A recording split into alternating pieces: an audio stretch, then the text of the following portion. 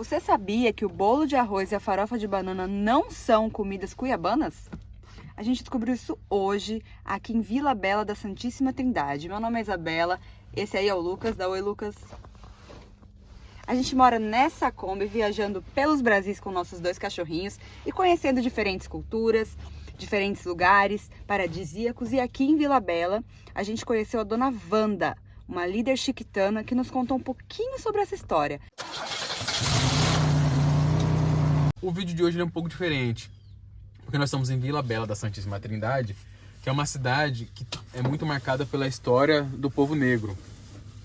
E aí a gente quis saber um pouco mais de um outro lado da história daqui, que é dos povos indígenas, dos chiquitanos. E a gente conversou com a dona Wanda e foi uma conversa tão boa, que a gente resolveu colocar aqui em modelo de entrevista. Tem também muitos outros elementos da cultura chiquitana que a gente aborda, questões identitárias. Ela conta como ela despertou para esse interesse pela cultura chiquitana e começou a pesquisar e tal. E hoje é uma referência no assunto. Então o modelo do vídeo está diferente, mas vale muito a pena ver. É um mergulho na cultura chiquitana. E mais do que a gente falar, ou a gente, enfim, pesquisar em livros e tal, numa história tradicionalmente contada pelos brancos, é bom ouvi-los. Então com vocês, a entrevista com a dona Wanda, líder chiquitana aqui de Vila Bela. Para começar, meu nome é Wanda, de Copacabana, Vilas Boas. Nome chique. Bonito. Então, eu sou nascida aqui em Vila Bela, na região de Fronteira, numa região chamada Palmarito. Nós somos um dos primeiros habitantes da América do Sul, né? Antes de Espanha, antes de Portugal, antes de tudo. Somos nativos daqui, né? Dessa região que hoje faz parte Brasil e Bolívia, né? Então, nesse processo de transposição, primeiro, aqui eram mais de 50 nações indígenas, aproximadamente, né? Cada nação tinha a sua própria língua, a sua própria cultura, né? E que depois da chegada dos espanhóis foram unificadas a uma nomenclatura só, né? Como eles se depararam com pessoas de pequena estatura, entre 1,60 m e 1,65 m, com casas pequenas, de portas e janelas pequenas, porém um espaço muito grande ocupado por esse povo. Então, eles deram o nome de chiquitos, todos chiquitos, primeiro, né? Todos chico, porém era muito grande o espaço territorial ocupado por eles, né? E pelo Tratado de Tordesilhas, o Mato Grosso era um só, desde Mato Grosso do Sul até Rondônia, era um só estado e que pertencia primeiro à Espanha. Então, o povo chiquitano foi colonizado pela Espanha, né? Chiquitano passou a se chamar depois dos espanhóis. E por que chiquitano? Quem nasce em Cuiabá é cuiabano. Quem nasce na Bahia, baiano. Quem nasce em Chiquitos, chiquitano, né? Aí, nesse processo de transposição, né, houve a mudança do tratado, né, que primeiro era o de Tordesilhas, e por falta de respeito a esse próprio tratado, foi feito um novo tratado, foi o Tratado de Madrid, 1750. E nesse Tratado de Madrid, as balizas de divisas passaram a ser os rios. Rio Paraguai, Rio Jauru, Rio Guaporé e Rio Mamoré. Passou a ser Espanha. Então, de forma que nós estávamos do lado da Espanha. Então, quando os espanhóis chegaram aqui, nós já estávamos aqui, né? A nossa ancestralidade já estava aqui. O Brasil, né, já se tornou república, libertando-se da coroa portuguesa, né, em 1822. A Bolívia se emancipou em 1825. De 1822 a 1825, o Brasil já tinha invadido o território que pertenceria à Bolívia, por ser Espanha, né? Quando a Bolívia se liberta da coroa espanhola, ela já tinha perdido os cursos do Rio Paraguai e do Rio Jauru, né? Houve então mais adiante um novo tratado, já entre Brasil e Bolívia, 1867, o Tratado de Amizade, né? Que também pode ser chamado de Tratado de Limites, Navegação, Extradição, são 5 nomes, eu não me lembro agora. A Bolívia cede grande parte do seu território para o Brasil e nós continuamos ali. Numa das cláusulas do tratado diz assim: cada nação ficará responsável pela povoação que ficar dentro dela. Bolivianos que ficarem no Brasil ou brasileiros que ficarem na Bolívia, vice-versa. Porque até então não se sabia onde era a limitação da fronteira. Isso no papel, fisicamente não existia, né? E daí, 1903, o Tratado de Petrópolis, né? Onde a Bolívia cede o Acre para o Brasil. Em troca da construção da estrada de ferro Madeira-Mamoré e mais 2 milhões de libras esterlinas. E mais adiante precisava fazer um alinhamento, porque alguma coisa não ficou ainda encaixada dentro desses tratados, que foi feito um novo tratado, Tratado de Natal, 1928, já mais aqui, né, pra frente, onde fazia uma retificação do Tratado de Amizade e o Tratado de Petrópolis. Então mudaram-se novamente as divisas, foi mais para frente ainda, mais para dentro do território boliviano. E depois, ainda faltando a definição da linha da fronteira, foi feito as notas reversais de Roboré, 1958, né? Que aí sim saiu a definição da linha da fronteira. Em 1960, o Exército Brasileiro assenta suas bases na fronteira. E o povo, uma parte foi mais para dentro da Bolívia e os outros resistiram e ficaram aqui mesmo. Nós não vamos sair daqui. Nós somos daqui, vamos ficar aqui. Outros adentraram mais para dentro do Brasil, né? Porém, o povo ficou ali, então estamos em 2 nações, Brasil e Bolívia. Quem nasce na Bolívia é boliviano, chiquitano boliviano. Quem nasce no Brasil é chiquitano brasileiro. Porque muita gente confunde e acha que todos são bolivianos, e não são, né? Porém, somos irmanados e para nós não tem fronteira. Para nós não existe fronteira. Existe a fronteira política, mas para nós, enquanto povo tradicional, não existe a fronteira. Porém, no decorrer de todo esse tempo, desde a divisão política, desde do momento de repúblicas, nós ficamos à mercê. Ficamos à mercê do Estado. O Estado brasileiro não nos atendia porque o povo era boliviano. O Estado boliviano não nos atendia porque o território era brasileiro. E ali nós ficamos no isolamento por mais de século, né? De forma que ninguém nos citava com nomes pejorativos, como bugre, que bugre é um xingamento, um nome extremamente pejorativo, e como bolivianos. Então nós não tínhamos uma definição de quem nós éramos, na verdade.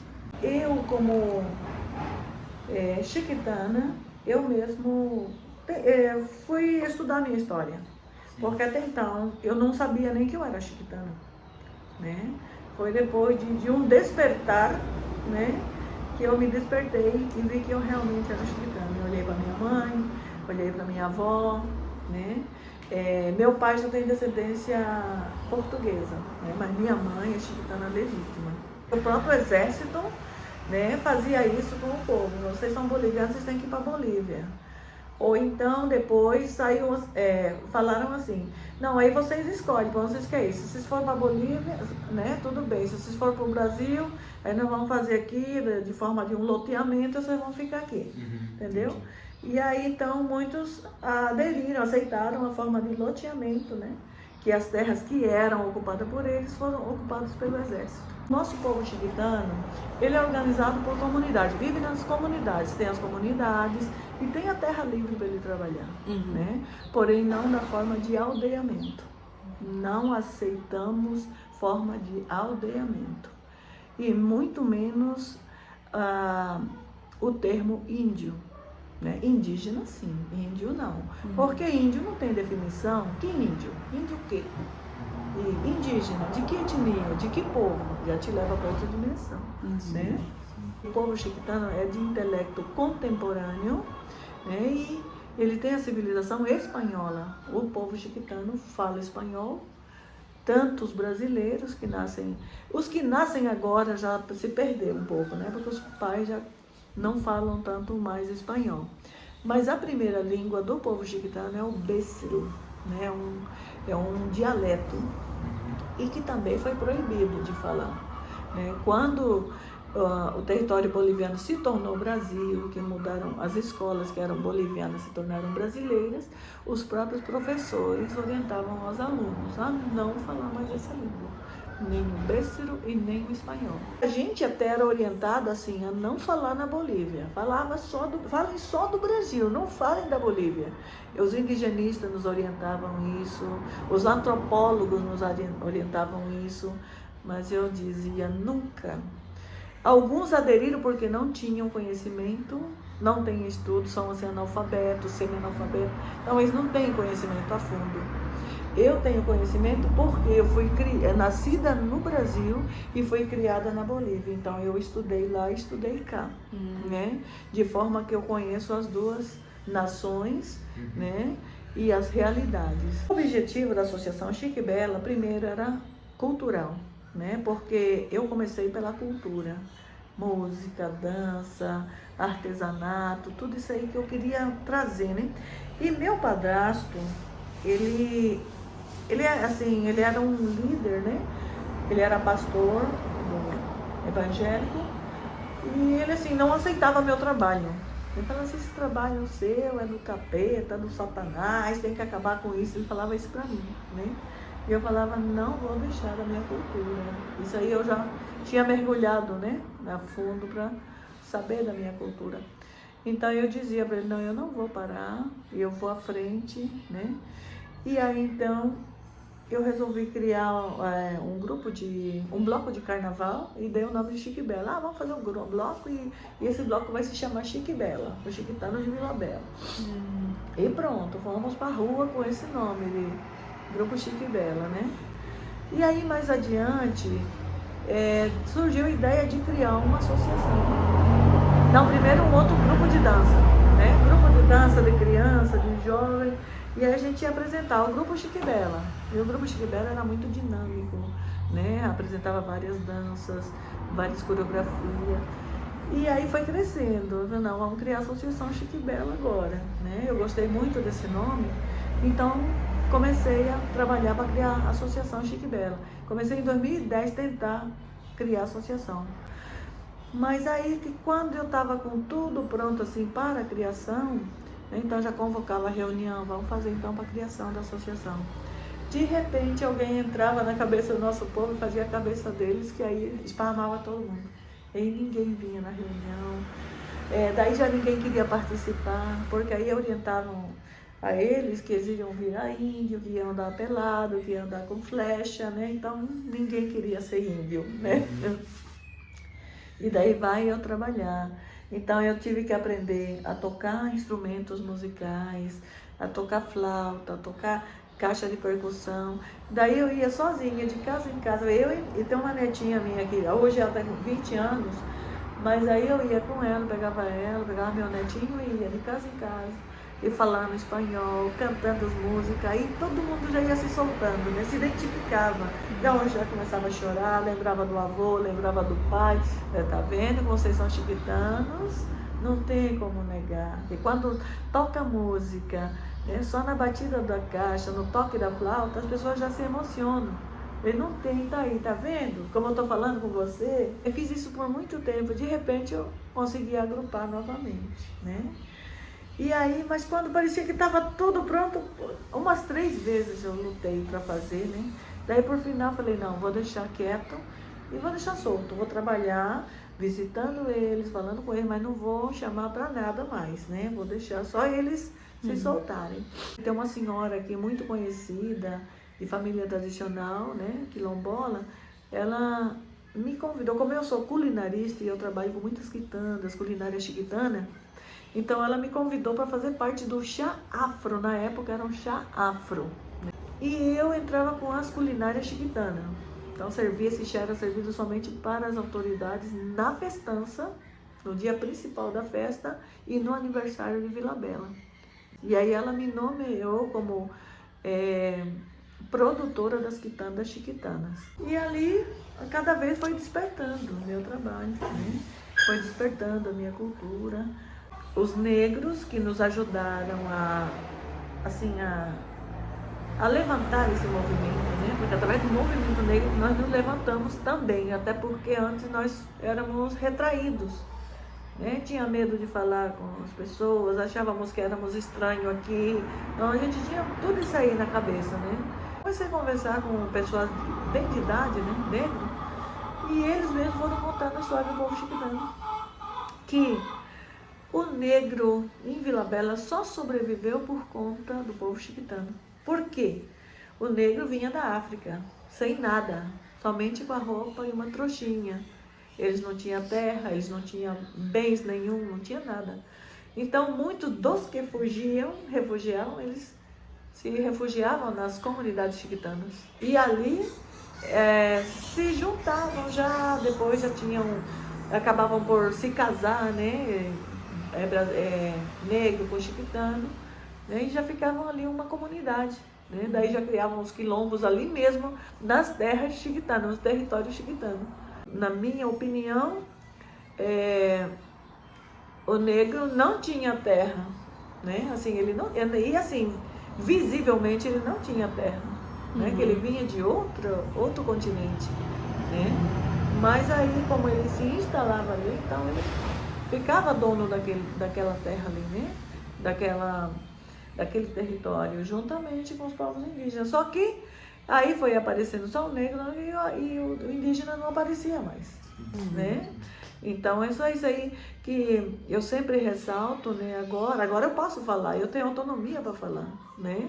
Porque então a territorialidade da América do Sul era indígena, não só o Brasil, como toda a América do Sul. Agora, nós não temos mais medo, porque antes nós tínhamos aquele medo, né, de falar, de lutar, até porque, assim, como a gente ficou nesse isolamento e a gente vê que o europeu, ou mesmo o negro, ele se apresentava, né, tinha presença, né, a presença dele, o tamanho dele, talvez isso amedrontava, né, e a fama, né, de maldoso, que matava, que fazia tudo, então a gente ficava assim, de forma a não mexer, deixar correr, né? Era pra gente sobreviver.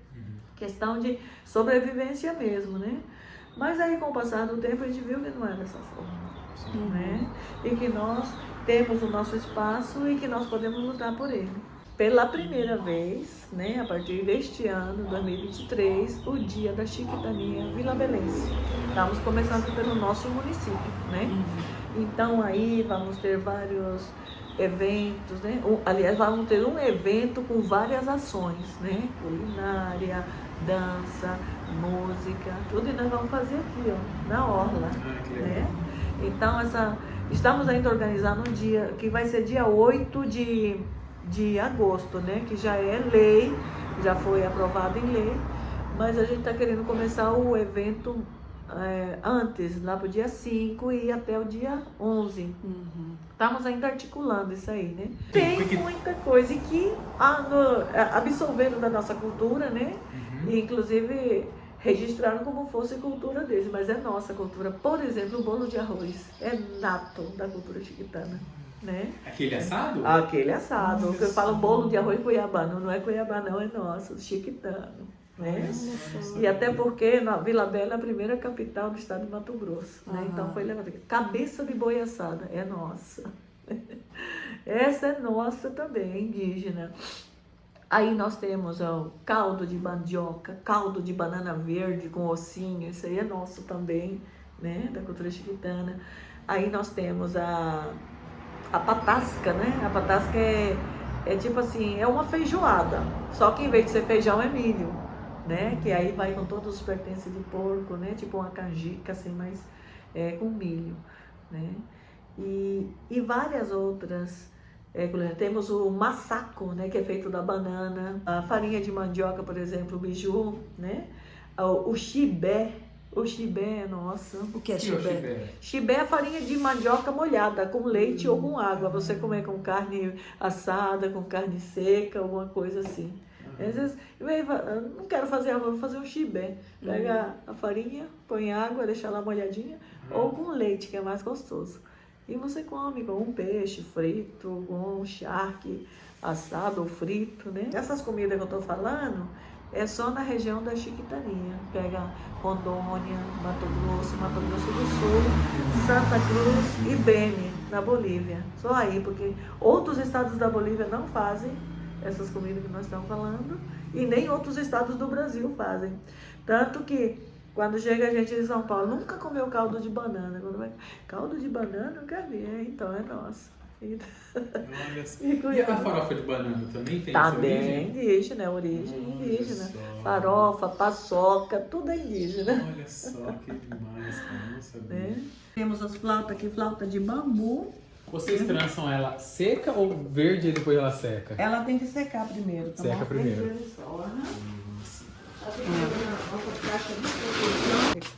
Com isso aqui que se tecia, né? Fazia linha, as mulheres faziam linha. Então, em todas as casas do povo chiquitano tinha os pés de algodão, né? Então, tinha roça de mandioca, de milho, de batata doce e tinha um plantio de algodão. E aí usava esse fuso para tecer. Exatamente. E aí você vai colocando a linha da forma que você quiser, mais grossa, mais fina, tudo é um trabalho. E vai enrolando aqui. Depois disso aqui tá bem cheio, aí já faz os novelos. Depois de estar os novelos pronto, vários novelos, né? Aí existia o tingimento. O tingimento era tudo natural também.